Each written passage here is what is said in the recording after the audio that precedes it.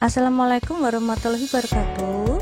Pada peringatan HUT ke-76 PGRI dan Hari Guru Nasional tahun 2021 yang berbahagia ini, perkenankan saya Weni Mulyawati SPD MM dari SMA Negeri 10 Semarang untuk menyajikan video PJJ atau video pembelajaran jarak jauh dengan mengambil kompetensi dasar, yaitu menganalisis penyusunan siklus akuntansi perusahaan jasa, dan materinya adalah menyusun jurnal penyusunan perusahaan jasa. Materi ini ada pada kelas 12. Semoga bermanfaat. Terima kasih. Wassalamualaikum warahmatullahi wabarakatuh. Kita mulai, kita berdoa dulu ya. Berdoa menurut agama dan kepercayaan masing-masing. Dipersilakan. Berdoa selesai. Minggu lalu kita membahas tentang materi apa, Anak? Neraca saldo, Bu. Minggu lalu. Iya, betul sekali ya, neraca saldo ya. Kali ini kita akan bahas materi selanjutnya, yaitu ayat jurnal penyesuaian ya. Jadi ayat jurnal penyesuaian itu masuk ke dalam siklus akuntansi perusahaan jasa. Dalam ayat jurnal penyesuaian itu ada hal-hal yang harus disesuaikan ya. Misalnya hutang yang masih dibayar, pendapatan yang diterima ya. Lalu sesuatu pokoknya yang masih menjadi kaitannya dengan utang piutang ya. Ininya apa? Ayat jurnal penyesuaian itu agar neraca yang akun-akun yang nampak pada neraca itu menunjukkan nilai akun yang sebenarnya ya, nilainya sebenarnya. Mungkin lebih jelasnya akan saya bagikan ini ya. Sudah terlihat ini share video PPT Bu ini sudah ya.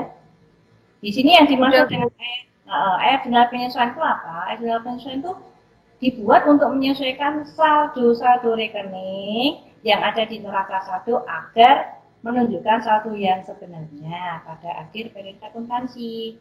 Mungkin ada yang mau bertanya? Bu, saya ingin bertanya, Bu. Silakan. Ya, Bu, saya ingin bertanya, rekening-rekening yang memerlukan jurnal penyesuaian itu apa saja ya, Bu? Oh ya, rekening-rekening yang memerlukan jurnal penyesuaian itu misalnya titik-titik dibayar di muka, artinya misalnya beban iklan dibayar di muka, beban sewa dibayar di muka, ya itu memerlukan jurnal penyesuaian. Atau mungkin kita punya utang ya, punya utang itu juga memerlukan jurnal penyesuaian. Misalnya gaji belum dibayar itu memerlukan penyesuaian. Atau juga sesuatu yang menjadi hak kita. Jadi misalnya kita sudah mengerjakan sesuatu, tapi kita belum mendapatkan pembayarannya. Jadi misalnya kita mengerjakan berarti piutang usaha ya, piutang usaha didebit jadi pendapatan jasa. Itu juga memerlukan jurnal penyesuaian. Misalnya kita mengerjakan 1 juta, baru diterima mungkin ternyata baru diterima 300, berarti ada penyesuaian. Pendapatnya tidak 1 juta, tapi baru 300 seperti itu. Oke, jelas Bila? Jelas, Bu. Terima kasih. Sama ya. Nah ini tadi kan ini kita saksikan jurnal penyesuaian itu apa. Sekarang yang memerlukan itu apa saja. Nah ini tadi pertanyaan dari Sasa ya.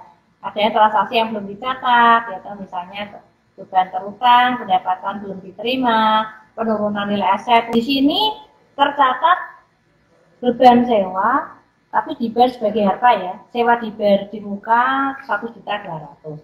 Padahal dibayarnya 1 September tahun yang bersangkutan. Berarti yang jadi beban sewa hanya 400. Makanya beban sewa di debit, kreditnya sewa dibayar di muka sebesar yang jadi beban saja, yaitu 400. Menyelesaikan pekerjaan. Ya, pekerjaannya semuanya tuh 15.600.000. Tapi dia baru menyelesaikan 550.000. Ya. Karena waktu itu dicatat sebagai pendapatan sewa diterima di muka, maka di debit pendapatan sewa diterima di muka yang 550, kreditnya pendapatan jasa. Karena yang menjadi pendapatan memang baru 550, yang lainnya masih menjadi pendapatan sewa diterima di muka. Oke anak-anak, mungkin ada yang mau bertanya, silahkan. Saya mau nanya, Bu. Nah, silakan. Iya. Jurnal penyesuaian peralatan tuh gimana, Bu, maksudnya? Oh, peralatan. Jadi gini, peralatan itu kan nilainya selalu mengalami penurunan setiap tahun. Jadi misalnya kamu beli HP ya, beli HP 3 juta ya misalnya ya. Otomatis beli sekarang atau belinya tahun lalu gini ya. Tahun ini kamu jual 3 juta nggak mungkin laku karena sudah mengalami penyusutan. Nah, kalau dalam perusahaan penyusutan itu biasanya diambil angka umum itu persentase ya. Persentasenya tuh umumnya tuh kan misalnya kendaraan tuh umurnya dianggap 10 tahun. Kalau 10 tahun berarti kan setahun 10% seperti itu ya. 10%. Jadi penyusutan per tahun 10% dari nilai kendaraan. Nah, kalau per bulan bagaimana? Ya 10%-nya itu dibagi 12 gitu. Jurnal penyusutan bagaimana? Beban penyusutan di debit kreditnya akumulasi penyusutan. Kalau kendaraan ya beban penyusutan kendaraan di debit kreditnya akumulasi penyusutan kendaraan. Sebesar berapa? Sebesar nilai penyusutannya.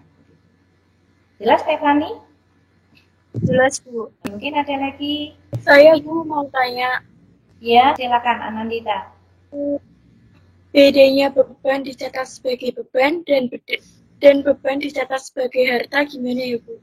Oh iya, ini kalau beban dicatat sebagai beban, itu kan berarti saat terjadi transaksi beban, misalnya mau beban iklan ya, beban iklan 1 juta untuk 10 kali ya, berarti beban iklan di debit, kreditnya kas ya. Nanti saat penyesuaian dilihat yang sudah terbit berapa kali. Misalnya beban iklan tadi 10 juta untuk 10 kali terbit. Ya, ternyata yang terbit baru 7 kali ya. Berarti kan kalau ditulis beban iklan 10 juta kan salah. Ya, berarti untuk itu disesuaikan yang bukan beban. Berarti iklan dibayar di muka yang 3 kali toh, kreditnya bukan iklan 3 kali. Ya, seperti itu. Jadi penyesuaiannya iklan dibayar di muka 3 juta, ya, debit ya, kreditnya beban iklan 7 juta ya, kreditnya seperti itu. Nah itu kan kalau dicatat sebagai beban. Nah kalau dicatat sebagai harta bagaimana? Kalau dicatat sebagai harta saat terjadi transaksi iklan dibayar di muka 10 juta, kreditnya pas ya. Ternyata kok yang terbit baru 7 kali. Berarti penyesuaiannya beban iklan di debit 7 kali kan kalau 10 juta, 10 kali satu kalinya kan 1 juta. Beban iklan di debit 7 juta rupiah, kreditnya iklan dibayar di muka 7 juta rupiah. Bedanya seperti itu. Dan nanti kalau dicatat sebagai harta itu tidak perlu dilakukan lagi. Jelas ya Anandita? Sudah jelas. Oke, mungkin masih ada yang mengajukan pertanyaan lagi. Kalau tidak ada, mungkin Bu ini cukupkan pembelajaran kita sampai tentang jurnal penyesuaian. Untuk tugas kalian tolong kalian kerjakan modul halaman 50 ya. Oke anak-anakku, untuk pembahasan minggu depan kita akan membahas tentang kertas kerja. Semoga bermanfaat, semoga bisa dipahami. Jangan lupa selalu jaga protokol kesehatan ya. Cuci tangan di air mengalir, jaga jarak dan selalu menggunakan masker, jaga imun ya.